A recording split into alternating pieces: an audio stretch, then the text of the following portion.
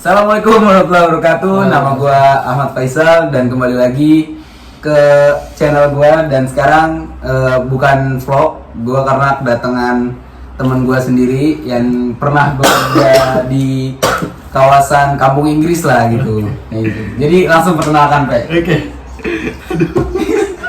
Oke guys, nama gue Irfan Nusantara Putra ya. Jadi panggil gue aja NP. NP itu dari singkatan tadi nama gue Irfan Nusantara Putra. Ini semua nggak biografi semua? Ya maksudnya apa langsung tentang nama, tempat tinggal gitu. Tempat tinggal, umur, makanan favorit, makanan favorit. Tapi ya makanan favorit jangan sih. Terus tipe cewek jangan dimasukin. Oke. Zodiak masuk aja. Oke. Jadi apa namanya? Gua lahir di Cilacap tapi KTP gue Jakarta. Kan keren kan nama gue. Tapi anak kampung. Lanjut. Ini gua tinggal hijrah sebenarnya, Cal. Awal gua tinggal di Jakarta Timur. Gue dong. Anjir lagi. Gue tinggal di Jakarta Timur, daerah Otista. Kalau gue daerah mana tuh gue lupa tuh. Nah, terus habis itu gue pindah lagi ke Condet, masih Jakarta Timur. Kemudian gue pindah ke Tangerang, ke Bintaro dulu, Jakarta Selatan. Tahu kan Bintaro? Ciputat. Bintaro. Iya, Ciputat. Iya, daerah situ lah ya. Bintaro tuh gue agak lumayan lama tuh, 4 tahun. Pindah lagi setelah itu ke daerah Tangerang. Udah masuk Tangerang itu, yaitu daerah Pondok Aren. Pindah lagi, habis itu terakhir di Jonggol sekarang di Bogor. Alhamdulillah gue sekarang udah netep di Bogor. Alhamdulillah. Dan terus itu lu sebelum datang ke Tunis nih, itu apa namanya, lu kan kuliah di Indo kan, berarti pernah kuliah di Indo? Ya, di IAIN gede. Dia pernah kuliah di IAIN, dan dia juga pernah kuliah sambil kerja gitu. Jadi lu gimana nih bisa bekerjanya gimana? Gue nggak mau ngebahas lu masuk IAIN ya, karena emang keilmuan lu udah pasti diakui gitu, karena lu udah bekerja di kampung Inggris gitu. Itu gimana lu cara memulai untuk masuk ke dalam dunia pekerja gitu? Jadi gue cerita dari awal aja. Dari awal. Jadi awal mulanya tuh gue sebenarnya kerja di bagian otomotif ya, bisa dibilang gue jual mobil second dan motor second sama paman gue gitu. Terus sekitar 6 bulan. Nah mungkin di situ gue agak jenuh juga gitu kan. Gue tiap hari keluar, tiap jam 8 pagi tuh gue harus keluar sama om gue, naik mobil buat ngambil barang di daerah Jakbar di Meruya, buat ngambil barang, balik tuh pulang sore. Akhirnya gue jenuh, dan om gue ngomong sendiri, lu kuliah lah pak gitu, jangan terus dagang barang gue gitu. Sayang ilmu lu di pondok 6 tahun kan, masa lu mau dagang kayak gini terus kan, lu kan tahu sendiri keadaannya kayak gimana. Akhirnya terus gue di sisi dagang tuh gue sempet daftar ke beberapa kuliahan. Nah, tapi kan bukan gagal, setelah akhirnya nganggur, gue bingung, bokap udah ngomel lah ya. Akhirnya bokap tuh juga yang bikin gue ke kampung Inggris tuh bokap sebenarnya. Bokap masih keputusan, kamu mau gimana nih gitu kan. Udah kamu sekarang ke Pare aja gitu, kampung Inggris gitu kan, belajar di sana sampai sekiranya nanti kuliah udah masuk lagi. Udah gue bingung. Akhirnya gue coba searching di Instagram, akhirnya gue nemulah kampung Inggris Pare, namanya kursusan Mr. Mark gitu. Udah lah, singkat cerita gue berangkat sendiri tuh gue. Dan itu guys, gue pertama kalinya ngerantau sendiri keluar Jawa, gitu, naik kereta. Nah, gue itu di kampung Inggris tuh ngambil program 3 bulan. Nah, di kampung Inggris ini kan ada beberapa program yang dipecah-pecah. Misal lu mau ngambil cuma di bidang grammatical language atau grammar. Kemudian lu mau ngambil di pronunciation atau kefasihan, gimana sih cara biar lu fasih dalam berbicara bahasa Inggris. Kemudian bagian pronunciation tuh ada bagian TOEFL, TOEFL test of apa gitu gue lupa, terus IELTS dan macam-macam lah, TOEFL. Bahkan di sana bukan hanya kampung Inggris ya guys, jadi ada kampung Arab juga Kampung Arab. gitu. Udah lumayan Kalau juga. kampung Arab itu TOEFL. TOEFL. Kalau bahasa Inggris TOEFL. Itu TOEFL ada, yang kedua IELTS. Oke. 3 bulan gua kursus di Pare itu, ngambil programnya itu general, jadi kita dapat semua. Pagi itu gua jadi ada sehari itu 5 kali kelas, Senin sampai Sabtu. Banyak juga. Makanya gitu, dan murah lagi. Oke, ntar Itu kita bicara biaya dan dapat dari keuntungan dari bekerja tuh lu pasti sebutin lah. Disebutin. Sama gua jadi dari pagi bangun jam 6 jam 6 masuk kelas gitu kan. Itu udah biasa di pondok gitu. Jam 6 masuk kelas. Itu kelas pertama itu namanya kelas vocabulary, Mm-mm. kelas kosakata. Kalau di pondok tuh kayak poke pagi-pagi lah. Iya, move rodat gitu ya. Hmm. Kemudian jam kedua itu kelas pronunciation, kefasihan, kemudian jam ketiga grammar, jam keempat speaking, jam kelima malamnya itu ada namanya study club. Sebutannya study club nggak di pondok lo ada nggak? Kalau Mohadoro sih, public Mohadoro. speaking. Public Ya, speaking public gitu, speaking. gitu. Tapi kalau di Padet tuh public speaking, study club. Oh, dibedain lah. Beda. Nah itu gue belajar tuh selama 3 bulan. Nah dari awal gue datang ke Pare, ketemu owner kursusan, yang owner kursusan gue ngobrol di sana itu manggil Mister gitu. Mister, gue nih mau kursus di sini, tapi gue bukan hanya kursus gitu kan. Karena gue tuh datang ke sini juga mengisi kekosongan gue karena gue nggak kuliah telat gitu. Akhirnya apa mau lu gitu. Jadi gue kata si misternya itu. Iya, kata Mister itu, namanya Mister Firman. Bukan misterius. Bukan. Misterius juga bukan. Bukan. Lanjut. Namanya Mister Firman nih orang banyak jasanya juga buat gue sih. Jadi Mister, gue mas kursus ini bukan hanya kursus, gue pengen ngajar di sini. Istilahnya gue mengabdi lah sama lu juga. Ini kan kursusan baru ya. Nah, ya udah lu yang penting sekarang belajar aja dulu yang bener, Pe.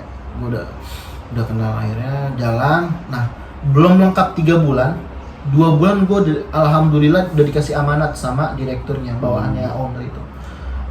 NP, karena lu di sini mau ngajar, tapi lu nggak langsung ngajar. Lu jaga camp dulu, jagain anak-anak kan. Di sana itu ada camp, Cal. Kayak tempat asrama gitu. Iya. Gue diamanatin buat jaga asrama di sana. Ya gue jaga lah. Nah itu harus peraturan harus ketat. Jadi anak-anak harus berbahasa Inggris tiap waktu. Ya mungkin adalah kelonggaran kayak di pondok 1 minggu Iya, berbahasa Indonesia. Nah mungkin kan soalnya kecil yang kursus di situ tuh bukan seumuran lu gitu. Bahkan ada yang S2. Ada yang udah punya anak, itu campnya gue yang jagain gitu kan. Goblok baru. Tadi nggak jagain anak ya kan? Gak ada anaknya. Lu jagain anak ya, bonus itu. Gue jagain orang tua di camp kan, bayangin guys tuh gila. Jadi agak ini ya apa nih, agar ada sungkannya gitu. Jadi tapi namanya peraturan tetap peraturan, dan dia juga niatnya kesini mau belajar bahasa Inggris. Era itu gue mulai jaga camp berbahasa Inggris setiap waktu. Yang kalau nggak berbahasa Inggris ya kita kenain, entah itu denda atau kadang tuh paling pahit-pahitnya tuh kita dipakai kayak tulisan violator itu kayak pelanggar karena tidak menggunakan bahasa Inggris. Kadang suka di setrap lah bahasanya. Kalau itu didendanya pakai uang atau pakai uang. Oh, berapa tuh biasanya? Yang 1.000 lah setiap. Oh, di Pare itu kayak gitu. Iya. 1.000 1 kata, kan 10 kata 10.000. Jadi sebelum melanjutin yang tadi, jadi direkturnya ini menyuruh lu untuk bekerja kan. Tadi lu udah lobby lah, misalnya lu mau kerja gitu. Tapi pas sebelum itu lu diterima, dipanggilnya itu berdasarkan nilai ataupun emang lu tuh unggul dalam yang lainnya gitu. Nah itu. Nah masalahnya itu kadang kan kalau misalnya orang yang udah diamanatin gitu, berarti kan otaknya itu kepintarannya diakuin gitu. Nah, gimana gitu? Oke, jadi ceritanya tuh kenapa gua dalam jangka singkat 2 bulan pada program gua 3 bulan. Padahal datangnya kita tuh kita bayar buat belajar. Buat 3 bulan kita dibayar. Iya, makanya gua 3 bulan tuh. Masih 2 bulan. Tiba-tiba gua udah dipanggil. Nah, kenapa? Mungkin ya, ini dari teman-teman gua juga sih. Ya, ada tutor itu pengajar bahasa, kita manggil tutor. Jadi tutor tuh bilang, "Lu bahasa Inggris tuh mantap juga, Pe. Maksudnya lu di dalam kelas lu salah satu murid yang udah cakep atau ulet dalam menangkap materi-materi yang kita sampaikan gitu." Nah, itu dari tutor-tutor di kelas yang pernah ngajar gue pada ngomong kayak gitu ke gue. Ya ini tahadus binim aja sih sebenarnya. Ya karena gue tuh di pondok tuh aktif di bahasa Inggris. Kebetulan bokap ngajar bahasa Inggris gue di kelas 6. Dari kelas 2 Sanawiyah tuh bokap udah masuk pondok ngajar bahasa Inggris. Nah, tuh sebenarnya nih agak singkat cerita, balik mundur ke pondok ya. Jadi pas bokap ngajar itu kakak kelas pas nama Alia tuh penanya anaknya Lili ya, iya Bab pinter dong bahasa Inggris. Kagak, gue bilang. Wah, dari situ tuh gue terasa terasa sakit aja gitu. Gue nggak bisa apa-apa, bokap ngajar bahasa Inggris lah. Mulailah dari kelas 2 itu ada kemauan buat bahasa gitu kan. dari SMP tuh gue udah enak banget ngeliat bahasa Inggris gitu kan, bahasa aneh kayak gini, tai gue belajar.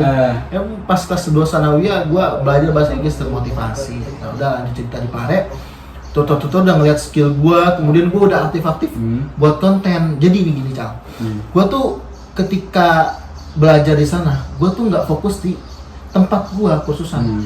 Gue suka nongkrong, suka ngobrol-ngobrol di luar. Jadi kemudian ada satu tutor yang ngajar di kursusan gue itu namanya Riyadi. Nah Riyadi ini bahasa Inggrisnya keren sih menurut gue. Nah kemudian suatu hari gue diajakin nongkrong sama dia. Ketemu yang namanya Abdul, Mr. Abdul. Mungkin lu bisa buka Instagramnya guys, namanya Abdulism Kampung Inggris. Nah jadi ini salah satu tutor senior di Kampung Inggris. Mungkin kalau lu buka di Kampung Inggris atau tutor senior di Kampung Inggris pasti Abdulism keluar namanya di situ. Nah, nongkrong sama Riyadi dikenalin sama orang itu. Nih, namanya Mr. Abdul, bahasa Inggrisnya keren. Dan Riyadi itu ngomong, bahasa Inggris gua yang paling gua terima ketika bahasa Inggris gua dibenerin ini cuma Abdul, kata si Riyadi. Akhirnya ngobrol gua, itu ngobrol pakai bahasa Inggris. Pertama itu pakai bahasa Inggris. Di tes gitu. Enggak, dia diam sama Riyadi, biasa main HP kan. Gua nongkrong salaman. Excuse me, I'm Irfan. Terus nice to meet you, Mister. Gua gitu ya. Ngobrol duduk, dia diem. Demi hari nginep lah gua sama Riyadi di rumahnya. Nginep, baru nginep. Pertama kali nginep, gua langsung diginiin. Lu yang ngomong bahasa Inggris kemana sama gua ya? Iya. Ih, bahasa Inggris tuh kayak tai. Langsung digituin gua. Sama langsung dijelek-jelekin gitu. Langsung dijelek-jelekin depan muka gua gitu. Riyadi ketawa kan gua anjir gua. Kok biasanya kalau saya kayak gitu sebenarnya dia mau ngetes gitu. Mau ngetes gitu kan. Gue bilang, terus Riyadi dia peluk, dia tutor dia. Anjing gue tutor asrama ya. Dia tutor di lu tutor bahasa Inggris kok jijik gue. Anjing gue. Serius tuh. Ya Allah, Mister parah banget. Baru nginep kan, baru kenal gue udah di akhirnya. Disitulah gue tuh setiap dapat nasihat tuh pasti menjadikan gue dorongan lebih semangat lagi. Bantahan lah, batuan untuk kita menjadi lebih baik. Betul, gitu kan. Akhirnya gue, wah ini orang mantap juga gitu. Gue deketin terus gue deketin terus sekalipun gue belum pernah ngambil program di kelasnya dia. Cuma sekedar ngobrol bareng. Nah dari ngobrol itu kan kita kan lebih justru semakin dekat, banyak sharing. Benar. Dibanding kita di kelas, keluar kelas pergi ke asrama beda. Malah dumel kan? Malah ngedumel. Mendingan gue langsung nongkrong sama orangnya. Nah, itu setiap hari gue nongkrong sama dia. Ke rumahnya, nginep, ngopi, kadang-kadang gue beliin makan, kadang-kadang ya semuanya lah. Sampai akhirnya gue dekat sama dia. Nah di perjalanan gue temenan sama Mr. Abdul ini, gue banyak ngobrol sih. Dia ini asli orang Banyuwangi. Banyuwangi. Sidoarjo. Sidoarjo. Jawa Timur ya. Jawa Timur. Asli orang Sidoarjo. Dia ngomongnya Madura. Iya, Sidoarjo emang ada yang ngomong Madura. Dia satu ras sama gua kebetulan. Bokap kan orang Madura. Masuk di situ ngomong dia. Itu yang bikin gua deket sama Mr. Abdul ini kan. Nah, ngobrol gua sama dia. Kadang-kadang gue suka nanya tentang bahasa Inggris. Menurut Mister, bahasa Inggris aku gimana sih? Ya pokoknya sharing lah. Ya itu ya sharing banyak. Nah disitulah gue banyak dapat ilmu dari dia yang gue ajarkan ke murid-murid gue di camp, di asrama. Lu dapat ilmunya kayak sharing gitu. Oke. Kemudian ya namanya orang pengen naik ya, pengen bener atau sukses, pasti ada ya di belakang yang ngomongin. Pasti. Di belakangnya pansos lah. Pansos, betul. Akhirnya gue main ke camp, bahasa Inggris gue tiba-tiba melejit lah, rasanya berskill. Kaget, terus sana. Akhirnya ketahuan lah gue gara-gara sering ngobrol sama Mr. Abdul. Jadi ini agak sedikit cerita tentang Pare. Jadi Pare tuh di setiap kursusan tuh pasti agak ada ini gesekan. Setiap kursusan ini punya kursusan ini. Kursusan. Kursusan satu dengan kursusan ini, kursusan satu, jadi ada gesekan, namanya juga soal duit kan. Takut kehilangan murid, jadi kayak gitu. Akhirnya gue diginiin, lu boleh main sama Mr. Abdul gitu kan, tapi jangan sering-sering karena gini-gini lah. Lu dikompor-komporin lah. Wah, lu nggak tahu dalam Mr. Abdul, gue nginep berhari-hari di situ belajar lah. Lu emang tahu kan dalam hati gue kayak gitu. Lu tahu kejelekan dia tapi nggak tahu kebaikannya. Itu salah sih menurut gue. Gue gabung terus di situ. Akhirnya gue ajarin ilmu yang gue dapat dari Mr. Abdul, sekalipun Mr. Abdul tuh nggak ngasih semua ilmunya ke gue karena kan itu rahasia perusahaan lah. Benar. Kan nggak mungkin. Ya udah dilihat gitu pada iri. Tapi tetap direktur gue kan bijak orangnya. Dari situ gue direkrut lah. Oh, lu langsung direkrut masuk kerja pekerjaan gitu. Jadi ditaruh untuk mengajar. Mengajar, akhirnya gue naik tuh mengajar tinggal tutor. Gue padahal itu baru 2 bulan ya? Baru 2 bulan keren. gila. Jadi ini salah satu menurut gua ini keren sih. Jadi dia baru 2 bulan di Pare dan dia udah kuliah di Indo juga, tapi dia berani untuk mengambil ke Tunis. Itu resiko yang besar sih. Tapi gua pengen ceritain nih dia bisa kerja di Pare itu gimana? Dalam artian gua maksudnya pas gue di Indo itu gue mau ke Pare, tapi gue bingung mau ngapain sih ke Pare. Padahal kita di Pondok udah 6 tahun itu udah cukup banget. Dan ke Pare itu 3 bulan dengan harga yang segitu ya masih masuk lah, misalnya 2.300.000 atau 1.600.000. Tapi ilmu kita 6 tahun di Pondok kenapa nggak kita pakai terus kita amalin ya gitu kan? Beda jauh sih cara menurut gua, karena beda. Pare itu yang menurut gua sistem cara pengajarnya, kemudian materinya itu benar-benar singkat 3 bulan tapi itu ada semua. Itu sih yang harus jadi kalau misalnya sama orang-orang yang mau datang ke Pare. tapi kalau di Pondok itu gabung dengan umum kebanyakan embel-embel gitu. Karena kan kalau di Pondok itu 2 minggu bahasa Arab, 2 minggu bahasa Inggris. Sebenarnya kalau menurut gue punya juga teman di Pondok gue itu namanya Rama, dan itu sangkatan sama gue. Gue akuin bahasa Inggrisnya oke, Pe. Dia pernah jadi pokoknya king of language kayak gitu. Dan dia tuh mau berkembang dan dia tuh kayak Britishnya oke. Jadi dia ngikutin omongan yang di film-film, terus dia juga buat konten kayak lu yang di Instagram kayak gitu, ngomong pakai bahasa Inggris. Itu menurut gua oke sih. Gua juga gimana ya, gua gak terlalu bisa banget bahasa Inggris, tapi yang penting gua bisa mempraktekkan yang kayak misalnya ngobrol-ngobrol sama orang Tunis. Kalau misalnya dia nggak bisa bahasa Arab, yang penting kita kan bisa komunikasi kan itu penting. Tapi kan gua nggak terlalu banget mentingin kayak grammar, pronunciation kayak gitu, lahjahnya British atau apaan kayak gitu kan, beda-beda. Dan sekarang kita langsung aja nih pojokin kita sudutin ke yang kerja itu gimana? Iya. Jadi intinya gue bisa ngajar itu karena gue sebelumnya udah punya kelebihan skill lah. Gara-gara di Pondok itu yang akhirnya gue upgrade di kampung Inggris. Ngajar gue.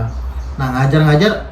Nah jadi di kursusan itu punya tawaran untuk kursus di tempat lain dibayarin. Oh, kita yang dibayar. Bayarin, ngambil lah gue kursusan di luar. Nah itu ada namanya kelas public speaking. Di situ gue belajar public speaking, namanya kursusan Daffodils guys. Mungkin bisa cari nanti di Instagram. Itu yang ngajarnya Mam Indah namanya. Ya, itu gue banyak belajar tentang seputar public speaking. Karena nih Mam Indah ini terkenal. Gitu. Keren lah dia. Keren banget gitu kan. Banyak ilmu yang gue serap. Akhirnya balik lah gue ke kursusan, gue amalin lagi kayak gitu. Terus berjalan ya gue ngajar ya dengan apa yang ilmu gue dapat selama di Pare gitu sih. Itu sih alasan gue kenapa bisa ngajar di Pare. Akhirnya gue membuat sebuah organisasi tapi untuk lingkup alumni pondok gue yang mau ke Pare. Akhirnya biar supaya nggak salah dalam ngambil kursus di Pare. Oh, takutnya ada yang memanfaatkan ilmu Pare itu tapi bukan ilmunya, tapi malah menyedot uangnya gitu. Betul. Kan misalnya kita mau jago bahasa grammar nih berapa, pronunciasi berapa, kan pasti ada yang kayak gitu. Ada yang kotor. Nah, sekarang dari kan tadi yang udah lu jelasin semuanya, dia kan udah pernah kerja juga, terus dia pernah di IAIN Kediri. Dan mungkin gue pengen tahu nih dari masalah biaya, dari pertama lu daftar kan itu 3 bulan, lu bayar langsung atau enggak gitu? Maksudnya kan kita datang nih ke Pare, kita bayar langsung habis sampai kelar ataupun kita nyicil, itu gimana Pak? Boleh nih, sebenarnya boleh nyicil boleh enggak? Kalau di Pare? Di Pare. Kalau gue itu kemarin awal masuk itu bayar untuk 2 bulan pertama. Berapa itu? 875 dikali 2. Berarti 1.700.000-an ya? 1.700.000. Itu untuk 2 bulan gue bayar. Itu 2 bulan? 2 bulan. Terus itu dulu 2 bulan nih? 2 bulan udah melingkup asrama, tempat tidur, kasur, bantal, dan lain-lain kecuali makan. Kecuali makan dan nyuci. Makan nyuci itu kita sendiri ya. Di luar. Nah, itu kan lu 2 bulan 1.700.000. Lu ngajar itu berapa bulan? Hampir setahun kah ataupun berapa bulan ngajar 11 bulan. 11 bulan? Ya 11 bulan kan dipotong 2 bulan gua kelas dulu. Berapa berarti itu? 9 ya? 9 bulan. 9 bulan gua ngajar. 9 bulan lu ngajar dan itu dibayarnya per 2 minggu atau per bulan atau per tatap muka atau gimana? Per tatap muka. Per jam itu digaji 25.000. 25.000 per jam. Dan sehari lu dapat berapa? Pernah gua dapat 3 kelas, pernah gua dapat 2 kelas, bahkan 1 kelas. Nah, digajinya itu 2 minggu sekali karena di Pare itu guys, 2 minggu sekali itu pasti akan kedatangan murid baru. Gitu. Karena kan ada program 2 minggu, jadi barulah ya, rolling terus gitu. Dan gajinya itu berarti kalau 2 minggu itu gue bisa megang 400.000 lah. Per bulan. 4,5 lah gue. Per 2 minggu. Per 2 minggu. Per 2 minggu dan uang camp 200.000 per bulan. Berarti sebulan itu lu bisa dapet sekitar 1 juta. 1 juta. Nah, itu maksud gua. Dia itu 9 bulan terus dapat keuntungannya 1 juta. Berarti kalau misalnya 11 dikurang 2 itu kan 9 juta dia dapat bersih tuh. Bersih. Lagi. Belum kadang-kadang kan uang jajan gua. Ya enggak, maksudnya bersih itu dapat 9 juta. Betul. Tapi dia bayar 2 bulan doang 1.700.000. Itu ketutup banget ya. Ketutup banget tuh, keren sih, keren. Pokoknya itu intinya kalau misalnya di Pare, kalau misalnya lu pengen nanya-nanya seputar Pare mungkin ke lu ya, Pe. Betul. Dia ke NP ya. Gua udah banyak kenalan soalnya di sana. Karena kalau menurut gue pribadi biasanya anak-anak pondok yang mau ke Pare itu sebenarnya ikut-ikutan. Karena gue melihat tuh ada yang kayak gitu. Iya, Bukan gengsi, Pe. Jadi Bukan. kayak dia mau tapi ikut-ikutan. Jadi kayak nggak bener gitu. Kalau misalnya mau belajar, ya mendingan kita harus tahu dulu nih ada orang yang di Pare kayak gitu. Jadi kita diarahin nih, ntar lu kesini, lu ke camp ini kayak gitu. Kan lebih enak kayak gitu. Karena gue melihat dari temen gue mungkin ada yang ke Pare tapi pulang ke Jakarta ya gitu-gitu lagi ngomong bahasa Inggris jadi ngomong bahasa Indonesia jadi nggak berkembang gitu. Jadi dia malah ikut-ikut ngomong bahasa Indonesia lagi gitu kan. Kalau misalnya lu kan lu praktekin di Instagram kayak gitu kan, jadi banyak followers lu di mana gitu kan. Itu keren sih, Pe. Keren. Udah gitu aja ya. Oke, siap. Pokoknya thank you buat NP. Pokoknya lu harus ikutin Instagramnya, namanya apa? Irfan NP 3919 _ Nah, itu Instagramnya dan YouTube-nya juga ada namanya Irfan Nusantara Putra. Irfan Nusantara Putra. Lu harus ikutin itu, nanti channelnya bakal ya lu kalau misalnya menurut gua mendingan channel lu Hidupin lagi. Entah itu dari bahasa Inggris ataupun kayak gimana kayak gitu. Oke, Pe, thank you ya. Thank you. Udah masuk channel Ical nih.